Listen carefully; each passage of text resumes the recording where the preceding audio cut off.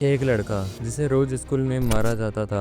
उसका कोई दोस्त नहीं था, किताबों की दुनिया ही उसका अकेला सहारा थी। एक दिन उस लड़के को इतनी बुरी तरह पीटा गया कि उसे हॉस्पिटल ले जाना पड़ा। कई हफ्तों तक वो बिस्तर से नहीं उठ सका। लोग उसे पागल कहते थे क्योंकि वो चुप रहता था, अजीब बातें करता था और कहता था कि एक दिन वो लोगों को मंगल ग्रह पर भेजेगा। लोग हंसते थे लेकिन वो नहीं रुका। आज वही लड़का दुनिया की सबसे बड़ी टेक कंपनियों का मालिक है। वो आदमी जो कभी स्कूल में बुरी तरह पीटा गया था, आज अमेरिकी सरकार से भी ज्यादा पावरफुल है। एलन मस्क एक ऐसा आदमी जो दुनिया का सबसे अमीर भी है, सबसे ज्यादा पावरफुल भी और सबसे ज्यादा कंट्रोवर्शियल भी है। लेकिन सवाल ये है, क्या एलन मस्क एक विजनरी जीनियस है या एक पागल आदमी जो दुनिया से खेल रहा है? क्या वो फ्यूचर बना रहा है या फिर उसे बर्बाद कर रहा है? इस कहानी में आपको इन सभी सवालों के जवाब मिलेंगे, लेकिन शायद कुछ ऐसे सवाल भी उठेंगे जो आपने पहले कभी नहीं सोचे। 1971 प्रिटोरिया, साउथ अफ्रीका का एक तेजी से बढ़ता हुआ शहर। यही जन्म हुआ एलन रियो मस्क का। उनके पिता एरोल मस्क इलेक्ट्रोमैकेनिकल इंजीनियर और एमराल्ड माइन के हिस्सेदार थे। माँ माए मस्क एक मशहूर मॉडल और डाइटिशियन थी। बचपन आर्थिक रूप से अच्छा था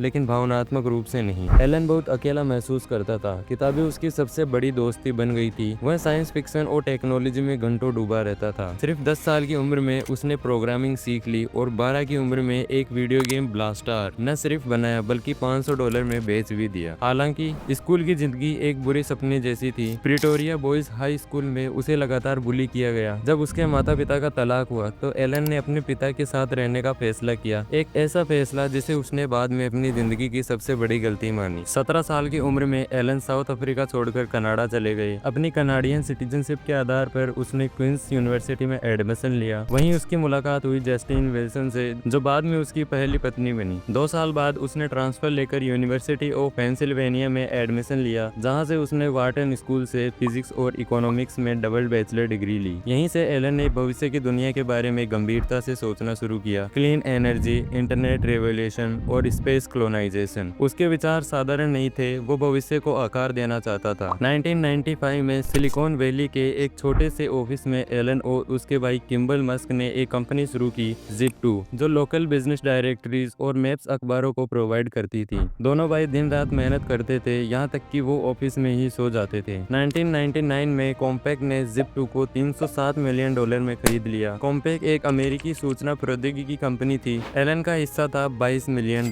उस समय वह केवल 27 साल का था। इन पैसे से एलन ने लॉन्च किया X.com, एक फ्यूचरिस्टिक ऑनलाइन बैंक। वहीं दूसरी ओर थी कॉन्फिनिटी, जो एक अमेरिकी सॉफ्टवेयर कंपनी थी। कुछ ही समय में दोनों कंपनियां मर्ज हो गई और बनी पेपल। 2002 में ईबे ने पेपल को $1.5 बिलियन में खरीदा और टेक के बाद एलन को मिले $160 मिलियन।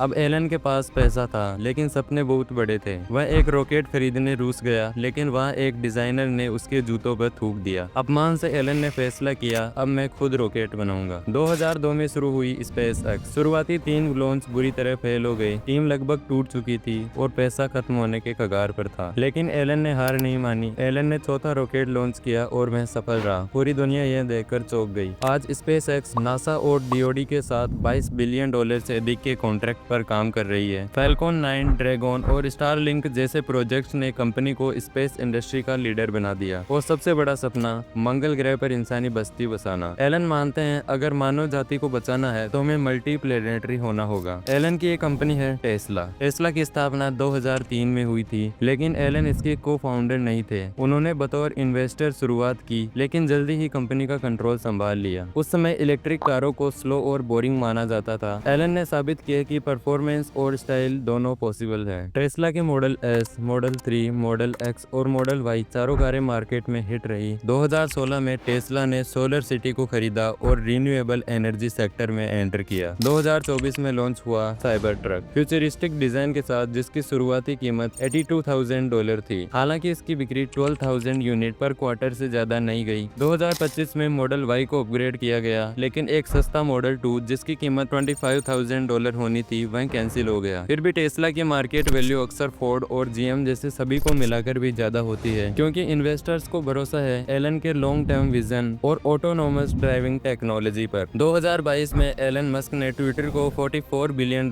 में खरीदा। यह फैसला खुद में एक कंट्रोवर्सी बन गया। पहले डील से पिछेड़ने की कोशिश की, लेकिन कोर्ट केस के बाद टेकओवर पूरा करना पड़ा। टेकओवर के बाद सबसे पहले कंटेंट मॉडरेशन टीम को हटा दिया गया, जिससे ट्रोल्स, हेट स्पीच और मिस इन्फॉर्मेशन कंपटीशन का बाढ़ आ गया। 2023 में ट्विटर का नाम बदलकर एक्स कर दिया गया। एलन का सपना था एक सुपर ऐप बनाना जिसमें चैटिंग, शॉपिंग, बैंकिंग और एआई सब कुछ हो, पर नतीजे अच्छे नहीं रहे। एडवर्टाइजर्स और इन्वेस्टर्स प्लेटफॉर्म से दूर हो गए। वैल्यू करीब 75% तक गिर गई। फिर भी एलन कहते हैं long term vision short term नुकसान से ज्यादा इम्पोर्टेंट है। स्पेसएक्स और टेस्ला के अलावा एलन के पास और भी कई वेंचर्स है, जिनमें से एक है न्यूरालिंक, जो ब्रेन और कंप्यूटर के बीच डायरेक्ट इंटरफेस बना सकता है। एलन कहते हैं एआई से मुकाबला करने के लिए इंसानी दिमाग को भी अपग्रेड करना होगा। दूसरा है द बोरिंग कंपनी, जो अंडरग्राउंड टनल्स के जरिए ट्रैफिक का सॉल्यूशन देने की कोशिश कर रही है। इसका पहला प्रोजेक्ट लास वेगस में ऑपरेशनल है, एक्स एआई। 2023 में शुरू हुई एलन की एआई कंपनी। इसका उद्देश्य है मैक्सिमम ट्रूथ सिंकिंग एआई बनाना। इसका पहला प्रोडक्ट है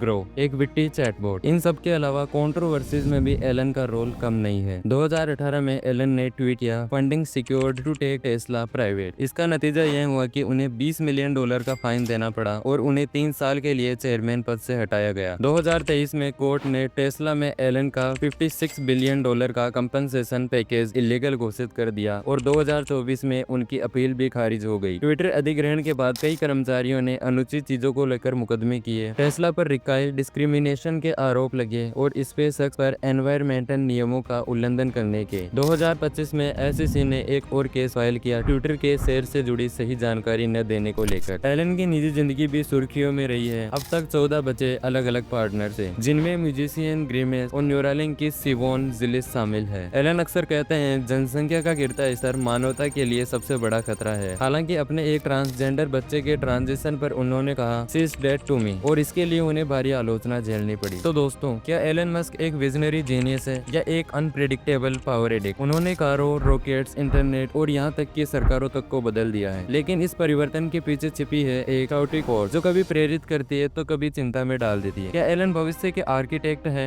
या एक चेतावनी? आपका क्या मानना है? क्या एलन एक हीरो है या एक वार्निंग? नीचे कमेंट करके जरूर बताएं। अगर ये वीडियो अच्छा लगा हो तो लाइक करें और ऐसे ही इंफॉर्मेटिव वीडियोस के लिए हमारे चैनल को सब्सक्राइब करना ना भूलें।